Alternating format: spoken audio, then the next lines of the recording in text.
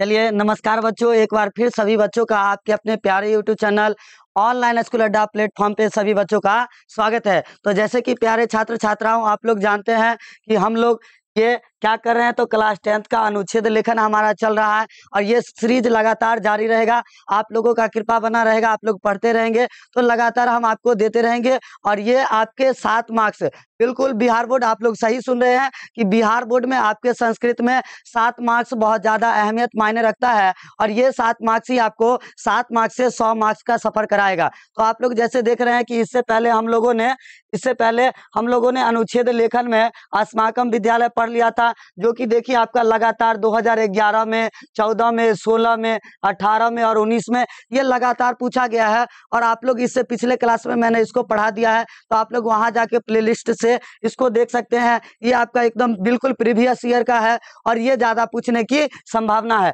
उसके बाद मैंने इसके बाद आपको अस्माकम ग्राम, जो आदर्श ग्राम है, ये भी पढ़ा दिया है। इसको भी जाके आप लोग एक बार देख लेंगे। जो भी बच्चे पढ़ चुके हैं उसको तो एक बार रिवीजन कर लेंगे, और जो बच्चे नहीं पढ़े हैं तो कृपया करके जाके वीडियो देख लीजिए, ताकि आपको आने वाला समय में दिक्कतें ना झेलना पड़े, परेशानियां ना हो और एकदम खरे एकदम 7 नंबर आपको मिल जाए हंसते हुए, ज्यादा परिश्रम करने की आवश्यकता ना हो। तो प्यारे बच्चे एक बार आप लोग ध्यान देंगे, आज हम लोग पढ़ने वाले हैं अस्माकम देशः भारत देशः। हमारा जो देश है भारतवर्ष है, इसके बारे में जानकारी लेने वाले हैं। तो आप लोग बड़े ही उत्सुक होंगे कि क्योंकि हम लोग जिस देश में रह रहे हैं उस देश के बारे में वो भी संस्कृत में पढ़ेंगे। किसमें? संस्कृत में पढ़ेंगे। तो प्यारे बच्चे आप लोग हो जाइए तैयार, एकदम कॉपी पेन लेके। और जब हम पढ़ाएंगे तो एक एक बात को गौर से सुनिएगा, ताकि ये आपको ज्यादा अच्छे तरीके से समझ में आएगा। तो चलिए देखते हैं, कह रहा है अस्माकम देशः भारत वर्षः। अस्माकम देश मतलब हमारा देश, और हमारा देश का क्या नाम है बच्चों? भारतवर्ष। क्या नाम है? भारतवर्ष। यानी भारतवर्ष कहने का मतलब ऊपर से लेके आपका ऊपर देख सकते हैं, जम्मू कश्मीर से लेके और नीचे कन्याकुमारी तक, और इधर अरुणाचल प्रदेश से लेके गुजरात तक, ये संपूर्ण भूभाग जो है ना, ये हमारा भारतवर्ष कहलाता है। क्या कहलाता है? भारतवर्ष कहलाता है। चलिए आगे देखिए, कह रहा है अस्माकम देशस्य नाम भारतम अस्ति। हमारे देश का नाम क्या है बच्चों? भारत है। क्या है हमारा देश का नाम? भारत है। अगले लाइन में देखिए, कह रहा है अस्य उत्तर दिशायाम हिमालय अस्ति। तो पूछेगा भारत के किस दिशा में हिमालय है? उत्तर दिशा में। देखिए यहाँ से आपका ऑब्जेक्टिव भी क्लियर होगा। कह रहा है इसके उत्तर दिशा में हिमालय है।